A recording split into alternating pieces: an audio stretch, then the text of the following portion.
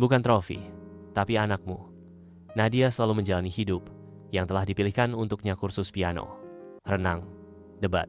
Tidak ada ruang untuk berkata, "Aku lelah," atau "Aku tidak suka." "Kamu tidak tahu betapa aku mengorbankan segalanya," kata ibu. Suatu malam Nadia memberanikan diri. "Bu, aku mau berhenti dari klub renang." Ibu berhenti menyetrika. "Apa maksudmu berhenti? Aku nggak pernah suka renang. Aku cuma ingin punya waktu buat nulis, baca buku." Nada ibu meninggi. "Dari umur 5 tahun ibu latih kamu. Bukan buat menyerah. Tapi itu hidup ibu, bukan aku." Ibu terdiam sejenak. Matanya berkaca, nadanya dingin. "Kamu egois, Nadia." Malam itu tidak ada pelukan, hanya sunyi. Beberapa minggu kemudian, Nadia diam-diam ikut lomba, menulis cerpen, dan menang. Saat membawa pulang piala, ibu hanya melirik. "Kapan lomba renang berikutnya?" Hatiku jatuh. "Bu, lihat aku sebagai Nadia, bukan sebagai bayangan ibu. Aku bukan trofi, ibu." Ibu menatap tajam.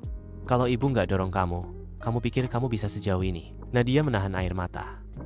"Mungkin nggak sejauh ini, Bu, tapi aku tetap utuh." Seminggu kemudian, ibu masuk ke kamar dengan wajah letih.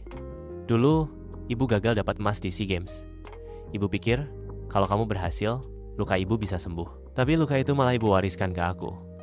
Air mata ibu jatuh. "Maaf, nak, ibu salah." Hubungan mereka berubah perlahan. Ibu mulai mendengar, bukan menyuruh. Suatu pagi, saat sarapan, "Jadi, kamu suka nulis ya? Cerpenmu tentang apa?" Nadia terkejut. "Tentang anak yang memperjuangkan hidupnya sendiri." Ibu mengangguk pelan. "Seperti kamu ya?" Nadia tersenyum kecil. "Iya, Bu. Percakapan sederhana, tapi rasanya seperti pelukan setelah hujan panjang." Sejak itu, ibu membiarkannya memilih. Nadia berhenti dari klub renang. Ibu masih kecewa, tapi tidak memaksanya kembali. Suatu malam, saat Nadia membaca cerpennya di kamar, ibu berdiri diam di balik pintu. Hingga akhirnya, ia masuk membawa secangkir teh. "Tadi, ibu dengar cerpenmu tentang anak yang akhirnya memaafkan ibunya." "Cerita fiksi, Bu."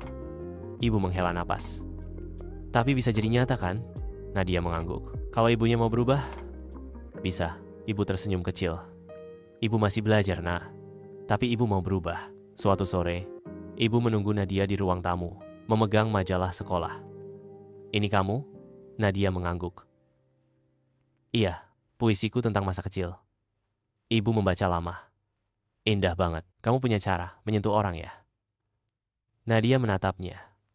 Matanya memanas. "Terima kasih, Bu." Kini, rumah mereka tak lagi sunyi oleh tekanan. Ada tawa, pertanyaan, dan pemahaman.